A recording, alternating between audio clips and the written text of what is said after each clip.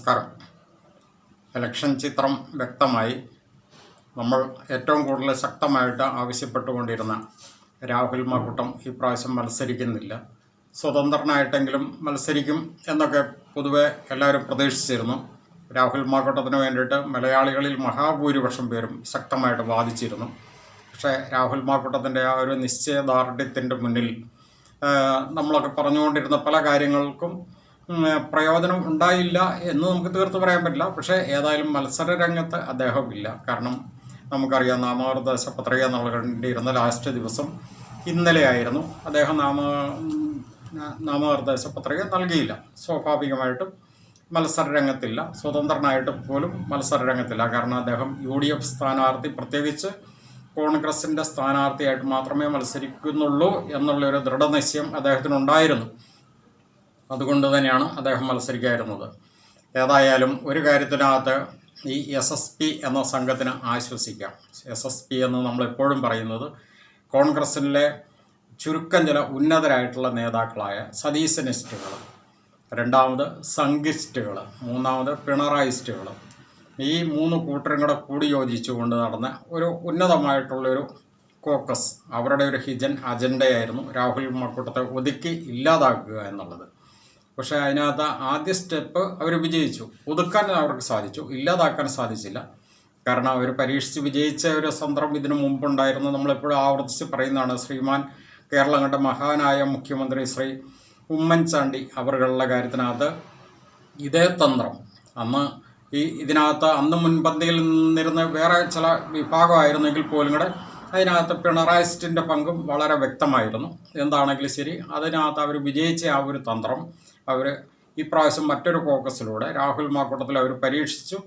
ഒരു പരിധിവരെ അവർ വിജയിച്ചു എന്നുള്ളതാണ് ഇപ്പോൾ നമുക്ക് പറയാനുള്ളത്. രാഹുൽ മാക്കൂട്ടത്തിനെ അവർക്ക് ഒതുക്കാൻ സാധിച്ചു, പക്ഷേ ഇല്ലാതാക്കാൻ സാധിച്ചില്ല.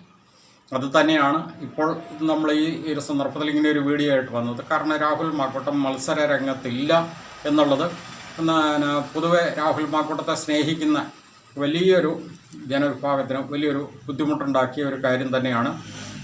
അതിനകത്ത് ഏറ്റവും മുന്നിൽ നിന്ന് പ്രവർത്തിച്ചത് നമുക്കറിയാം. ശത്രു എത്ര പ്രബലനാണെങ്കിലും ശരി, ശത്രുവിൻ്റെ ശക്തി തിരിച്ചറിഞ്ഞു കഴിഞ്ഞാൽ വിജയിക്കും എന്ന് പറഞ്ഞതുപോലെ പിണറായിസ്റ്റുകളും അല്ലെ സംഘിസ്റ്റുകളും കൂടി എത്ര ഒതുക്കാൻ നോക്കിക്കഴിഞ്ഞാൽ രാഹുൽ മാക്കൂട്ടം പിടിച്ചു നിൽക്കുമായിരുന്നു. പക്ഷെ കൂട്ടത്തിൽ നിന്ന് ചതിച്ച ചതി, അത് നമുക്കറിയാം, സതീശനിസ്റ്റുകളിലെ ആ ഒരു ചതിയാണ്. ആ ചതി എന്ന് പറയുന്നത് രാഹുൽ മാക്കൂട്ടത്തിന് താങ്ങാവുന്നതിന് അപ്പുറമായതുകൊണ്ട് മാത്രമാണ് രാഹുൽ മാക്കൂട്ടം ഇപ്രാവശ്യം മത്സരിക്കാൻ പോലും ഇല്ലാതിരുന്നത്. നമുക്കറിയാം, ശരിക്കും പറഞ്ഞു കഴിഞ്ഞാൽ രാഹുൽ മാക്കൂട്ടത്തിൻ്റെ ഈ വിഷയവുമായിട്ട് ആദ്യമേ തന്നെ പറവൂരുള്ള ഒരു നടിയാണ് രംഗപ്രവേശനം ചെയ്തത്. ആ നടി ശരിക്കും പറഞ്ഞു കഴിഞ്ഞാൽ പ്രതിപക്ഷ നേതാവിൻ്റെ മാനസപുത്രിയാണ് എന്നുവരെയും അവർ പറഞ്ഞിരുന്ന പല സന്ദർഭങ്ങളും നമുക്കറിയാം. മുൻകാല അല്ലെങ്കിൽ മുജ്ജൻപ ബന്ധം വരെയുണ്ട്. അതുപോലെ തന്നെ പ്രതിപക്ഷ നേതാവിനോടുള്ള സ്നേഹം അല്ലെങ്കിൽ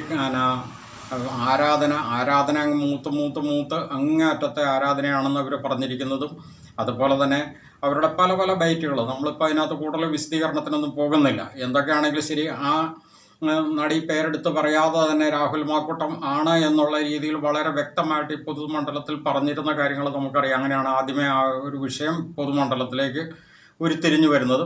അപ്പോൾ തന്നെ ഇതിനകത്ത് പൊതുസമൂഹം ചിന്തിച്ചിരുന്നു, ഇതിനകത്ത് പ്രതിപക്ഷ നേതാവിൻ്റെ അല്ലെങ്കിൽ VD സതീശൻ്റെ കരങ്ങൾ ഇതിൻ്റെ പിന്നിൽ പ്രവർത്തിക്കുന്നുണ്ടല്ലോ എന്നുള്ളത് അന്ന് തന്നെ സംശയിച്ചിരുന്നു. ഏതായാലും അതിനുശേഷം VD സതീശൻ തന്നെ മറ്റൊരു ബൈറ്റിൽ പറഞ്ഞിട്ടുണ്ട്, എനിക്ക് അവരെ മകളെ പോലെയാണെന്ന് അവസാന വാക്കിൽ പറഞ്ഞു വെച്ചിട്ടുണ്ട്. ഏതായാലും ആ മകൾ എന്ന് പറയുന്ന നടി ഈ അടൂര് കിടക്കുന്ന രാഹുൽ മാക്കൂട്ടത്തിൻ്റെ പ്രവർത്തന മണ്ഡലം പാലക്കാട്ടുള്ള രാഹുൽ മാക്കൂട്ടത്തിൻ്റെ സ്വഭാവ വിശേഷണങ്ങൾ, അല്ലെങ്കിൽ ശരിക്കും പറഞ്ഞു കഴിഞ്ഞാൽ രാഹുൽ മാക്കൂട്ടത്തിനെ സദാചാര ബോധം പഠിപ്പിക്കുന്ന നടിയായിട്ട് മാറിയിട്ടുള്ളപ്പോൾ പോലും കൂടെ പറവൂര് ഉള്ള സതീശൻ്റെ സ്വഭാവത്തെ പറ്റി ആ നടിക്ക് പറയാൻ പ്രത്യേകിച്ചൊന്നും ഉണ്ടായിരുന്നില്ല എന്നുള്ളതും പൊതുസമൂഹം ഇവിടെ തിരിച്ചറിയുന്നുണ്ട്. കാരണം എന്താണെന്ന് ചോദിച്ചു കഴിഞ്ഞാൽ VD സതീശൻ്റെ യഥാർത്ഥ സ്വഭാവം എന്തായിരുന്നു എന്നും VD സതീശൻ ഏത് രീതിയിലാണ് പറവൂർ മണ്ഡലത്തിൽ ഇത്തരം വിഷയങ്ങളിൽ, പ്രത്യേകിച്ച് സ്ത്രീ വിഷയങ്ങളിലൊക്കെ ഉൾപ്പെട്ടിരുന്നത് എന്നുള്ളത് ഇവിടെ പൊതുമണ്ഡലത്തിൽ ചർച്ചയായിട്ടുണ്ട്. കാരണം VD സതീശൻ തന്നെ ദുരുപയോഗം ചെയ്തു എന്ന് പറയപ്പെടുന്ന ഒരു സ്ത്രീ തന്നെ, അതായത് അദ്ദേഹത്തിൻ്റെ 20 വർഷക്കാല സേവകനായിരുന്ന ഓഫീസ് സെക്രട്ടറിയുടെ ഭാര്യയെ അദ്ദേഹം ദുരുപയോഗം ചെയ്തിരുന്നു എന്നുള്ളത് ആ സ്ത്രീ തന്നെ പച്ചയ്ക്ക് വെളിപ്പെടുത്തിയിട്ടുള്ള കാര്യങ്ങൾ പോലും പൊതുമണ്ഡലത്തിൽ നിറഞ്ഞു നിൽക്കുമ്പോൾ ആ വി.ഡി. സതീശനെ പറ്റി ഏറ്റവും ആരാധനയോടെ കാണുന്ന ആ നടിയുടെ ഉള്ളിലിരിപ്പ് എന്താണെന്നും അല്ലെങ്കിൽ ആ നടി ഏത് രീതിയിലാണ് ഈ രാഹുൽ മാക്കൂട്ടത്തിൻ്റെ ഈ വിഷയത്തിനകത്ത് മുന്നണി പോരാളിയായിട്ട് വന്നത് എന്നുള്ളതും പൊതുസമൂഹം, സാമാന്യ ബോധമുള്ള എല്ലാ പൊതുസമൂഹവും തിരിച്ചറിയുന്ന ഒരു കാര്യമാണ്. എന്താണെങ്കിലും രാഹുൽ മാക്കൂട്ടം മത്സര രംഗത്തില്ലെങ്കിലും നമുക്കിവിടെ പറഞ്ഞു വെക്കാനുള്ളത് ഒരൊറ്റയ്ക്കൊരു കാര്യമാണ്. അതായത് ശരിക്കും അതിശക്തനായിട്ട്, ശരിക്കും പറഞ്ഞു കഴിഞ്ഞാൽ കേരളം കണ്ട അതിശക്തനായിട്ടുള്ള ഏറ്റവും കരുത്തുറ്റ ഒരു സിംഹം തന്നെയാണ് രാഹുൽ മാക്കൂട്ടം എന്നുള്ളതിൻ്റെ ഏറ്റവും വ്യക്തമായ തെളിവാണ് ഇപ്പോഴും പൊതുമണ്ഡലത്തിൽ ആ വ്യക്തിക്ക് കിട്ടിക്കൊണ്ടിരിക്കുന്ന ഏറ്റവും വലിയൊരു ജനപിന്തുണ. കാരണം എല്ലാ ജനങ്ങളും മറ്റുള്ള നേതാക്കന്മാരെ വെറും സിന്താബ വിളിക്കാൻ മാത്രമുള്ള ഒരു ആരാധനയോ അല്ലെങ്കിൽ ആ രീതിയിലുള്ള ഒരു ജനക്കൂട്ടമാണ് എങ്കിൽ രാഹുൽ മാക്കൂട്ടത്തെ അങ്ങനെയല്ല. ശരിക്കും പറഞ്ഞു കഴിഞ്ഞാൽ മലയാളികളിൽ മഹാഭൂരിപക്ഷം, ഇന്ന് ലോകത്തുള്ള മലയാളികളിൽ മഹാഭൂരിപക്ഷം പേരും രാഹുൽ മാക്കൂട്ടത്തെ ഹൃദയത്തിലാണ് ശരിക്കും രാഹുൽ മാക്കൂട്ടത്തിന് കൊടുത്തിരിക്കുന്ന ഒരു സ്ഥാനം. കാരണം അദ്ദേഹത്തിൻ്റെ മേൽ വന്നിരിക്കുന്ന പീഡന പരാതികളെല്ലാം വെറും നിഴൽ പരാതികളാണെന്നുള്ള കൃത്യമായ കോടതിയുടെ കണ്ടെത്തലുകൾ തന്നെ പൊതുസമൂഹത്തിൻ്റെ മുന്നിൽ വളരെ വ്യക്തമായിരിക്കുന്ന സാഹചര്യത്തിൽ കൂടി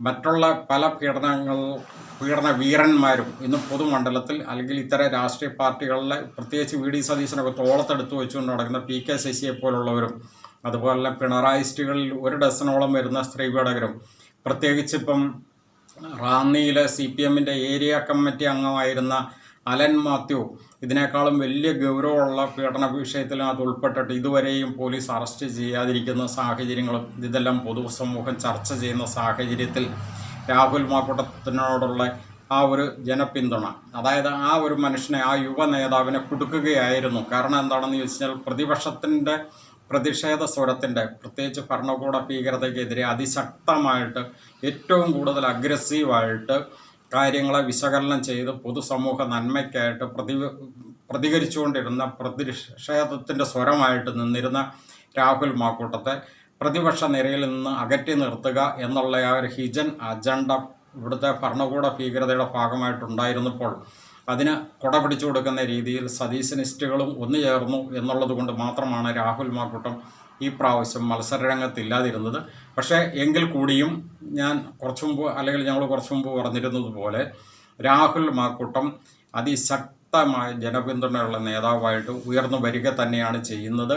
കാരണം പുലി പതുങ്ങുന്നത് ഭയന്നിട്ടല്ല, അത് കുതിക്കാനാണ് എന്ന് പറയുന്ന ഒരു ചൊല്ലുപോലെ ശരിക്കും പറഞ്ഞു കഴിഞ്ഞാൽ ഈ അതിശക്തനായ ഒരു രാജസിംഹമായിട്ടാണ് രാഹുൽ മാക്കൂട്ടം ഇനി പൊതുമണ്ഡലത്തിലേക്ക് ഉയർന്നു വരുന്നത് എന്ന് തന്നെയാണ് ഇവിടുത്തെ നിരീക്ഷകരെല്ലാം വിലയിരുത്തുന്നത്. അതുകൊണ്ട് തന്നെ ഇതിനകത്ത് ആ ഒരു വ്യക്തിയെ ടാർഗറ്റ് ചെയ്ത് ഒതുക്കി ഇല്ലാതാക്കാൻ ശ്രമിച്ചവർ അവസാനം രാഹുൽ മാക്കൂട്ടത്തിൻ്റെ കാൽക്കൽ വീഴുന്ന അവസ്ഥ ഉണ്ടാകും എന്ന് തന്നെ പറഞ്ഞുകൊണ്ട് നിർത്തുന്നു. നന്ദി.